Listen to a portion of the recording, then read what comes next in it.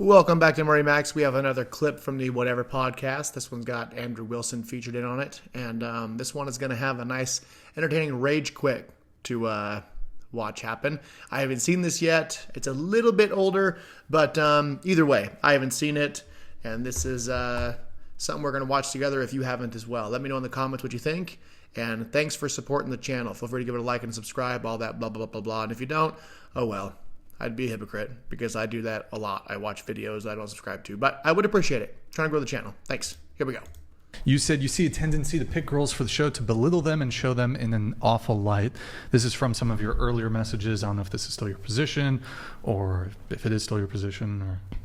Or I think that you have in the past, and I mean, I can't speak beyond this panel because it's the only one I've seen in them versus clips, but when I see certain behaviors coming out from some of the female guests, there's no way you didn't know that they were going to respond in a certain way or just be like massively underprepared for like the pressure of coming on a big show or like you kind of know what personality, and like obviously Andrew knows exactly what strings to pull and you can get a reaction.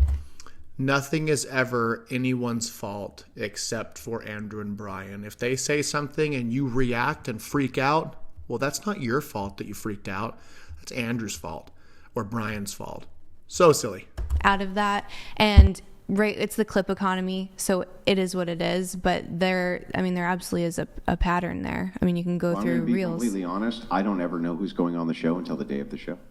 Well, whoever's in charge of booking, then you know what I mean. Like, yeah, no, but you can look at the referenced content. me. No, I said you're good Andrew, at pulling strings. That's what I was saying. Yeah, sure, Yeah. But that can't be because I have a preconceived notion of how to do this with the person. No, that's not what I said. That's not what I said. Yeah, I'm just pointing out that literally until the day of the show, Brian does not actually share that information with me. I don't think I've ever really asked him to be fair. No one said that. He doesn't. What's that? No one said that you had the information who was going on the show. Yeah, there is an inference there when you say, well, We're not allowed to infer earlier. When you say, I believe that the people who come on the show, you're specifically vetting them for the purposes of being able to push their buttons. Well, here, I didn't say that either. Now, case in point here, right? I think Lily Phillips is on the show today because she's famous because she wants to fuck 1,000 guys, right? And she just had a bunch of viral clips. That's why I think she's here. I don't think that she's here for the nefarious reason of Brian wanting to push her buttons. I don't think that that's particularly even. I'm here to debate important issues. She pushed my buttons. Yeah, right, but you wouldn't be here debating those important issues. No, but you if can't. there wasn't some notoriety which made you worth debating those important issues with. Yeah, but you can't compare her to a lot of the other girls that have like these viral clips that have no social media following, that aren't engaging in a conversation, that are super emotional, or they come here to like. I do see a lot of girls. If they're super emotional, isn't that their own responsibility to control their emotions? If Andrew were to freak out and be unable to control his emotions, would this girl in the orange dress, would she be blaming the chicks on the panel? Or would she be blaming Andrew for his uncontrollable emotions? Let me know in the comments what you think of that lack of accountability. Coming to pick fights, and that has happened more, and it has changed my opinion a little bit about the show. Well, but I'll invite people on who like clearly disagree with me or who have negative attitudes toward the podcast. I mean, she said the podcast is stupid, and my response is not to be like, well, fuck you, you're stupid. I'm like, come on the show, let me hear you out. And I think you maybe in your first message, you had perhaps some negative connotations or negative opinions toward the podcast. My response to criticism, and I've had actually some really nasty initial messages, like straight up insulting. They'll call me ugly, whatever. I won't even insult them back. I'll just be like, come on the show and let's have a conversation about it. So I'm actually quite open to hearing contrary opinions and positions. Can you make the point very quickly that like all of what any of these guests would ever have to do is watch 1 or 2 episodes and do their due diligence to very quickly ascertain what they would be in for or not in for. Like, didn't you do that? Didn't all of you guys do that? Well, yeah, and then, I mean, there was also ground rules, like, be respectful, but that's been broken 1,000 times, and other topics Who that was were off disrespectful to you? I think you've been disrespectful to almost everyone on this panel at some point. Yeah, I know, but here's the thing that's so funny, and this is why I call you a feminist, right? I literally am not treating you any differently than I would treat any other man who was sitting exactly where you're sitting. The problem is that inside of most women's brains, they pretend that they want to be treated equally, or they pretend that they want egalitarianism. And then the second you give them egalitarianism, they get very upset, right? We haven't actually had any insulting exchanges. Yes, you actually called her dumb. Very loud and clear.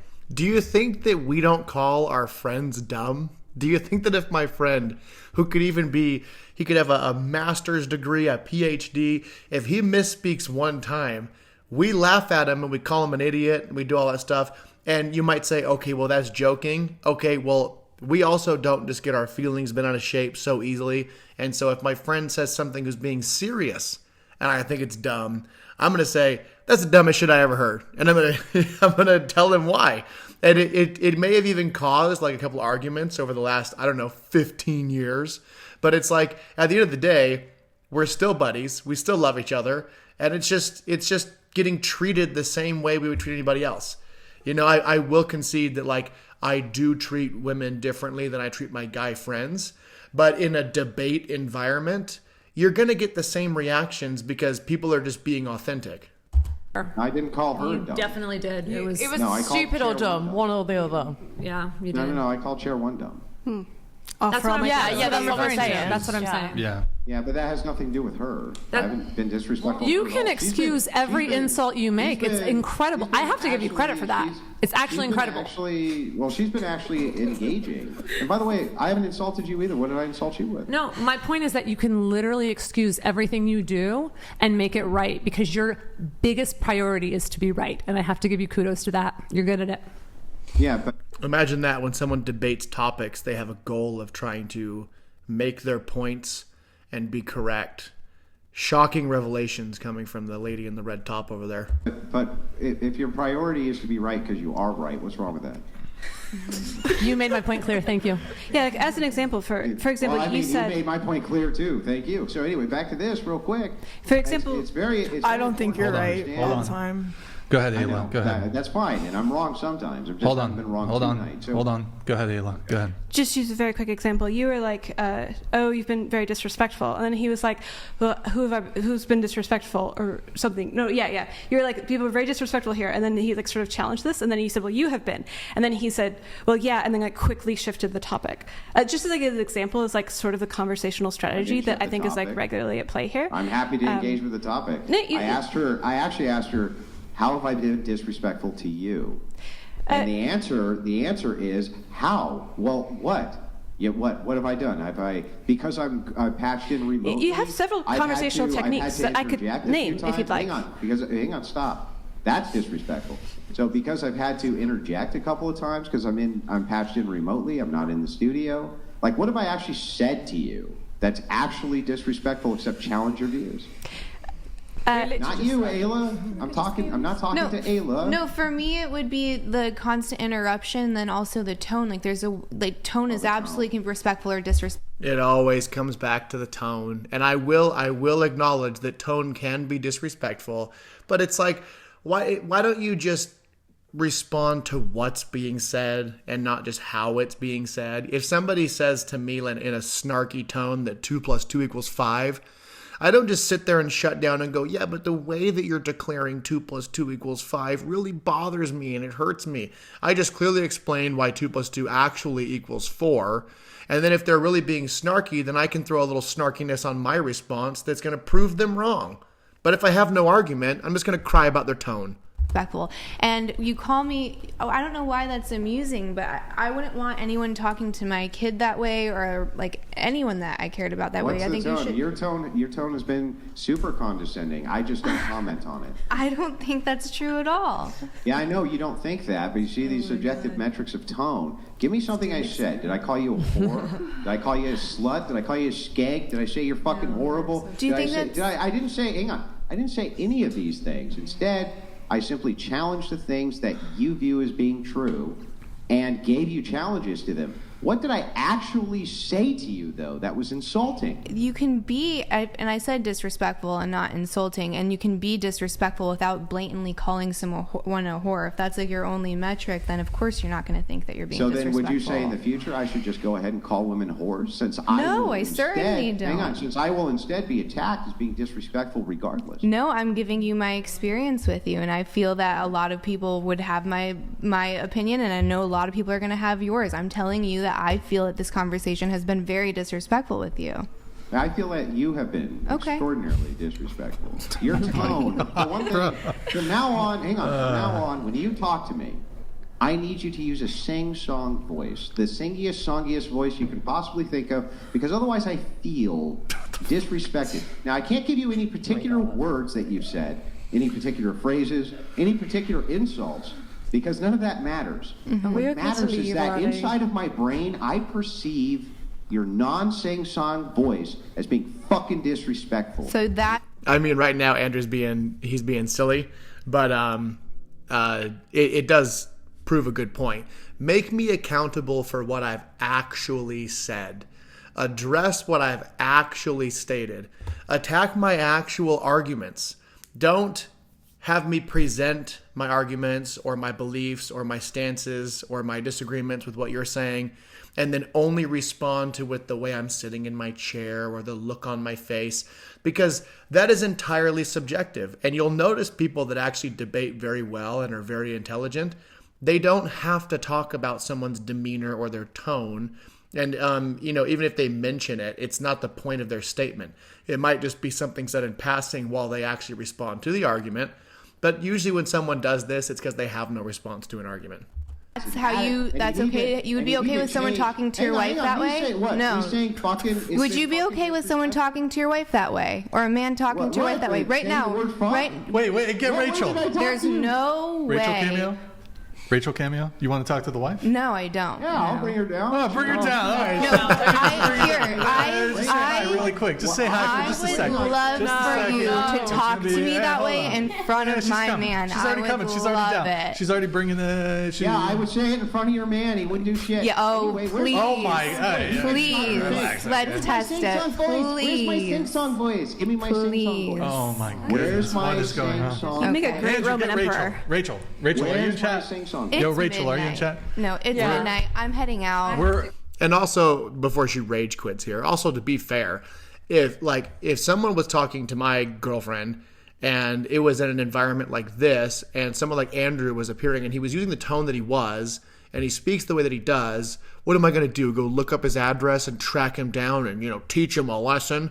This is not the grocery store. This is not some, unplanned on conversation. They agreed to come on the podcast. If my girlfriend agreed to go on the podcast and she was in a back and forth with Andrew and he wasn't name calling like Andrew wasn't, but his tone was a little bit off, then maybe afterwards I might, give my girlfriend a hug and say, yeah, he's an asshole. Don't even worry about it. Anyways, what do you want for dinner? But I'm not going to be like, oh, how dare you have used that tone in front of my girlfriend. Let me catch a felony and go to jail immediately. This whole pretend thing where it's like all these people, if I was there, I'd have knocked his teeth out and all that dumb shit people say. No, you wouldn't. Because it really wasn't that big of a deal. Yeah, I want to We're almost done. Wait. No, sir. Wait. We're almost done. No. He's proud of himself, or Are we done now? No. We're almost. No, stay. We're wrapping up. Are you proud of yourself, Andrew?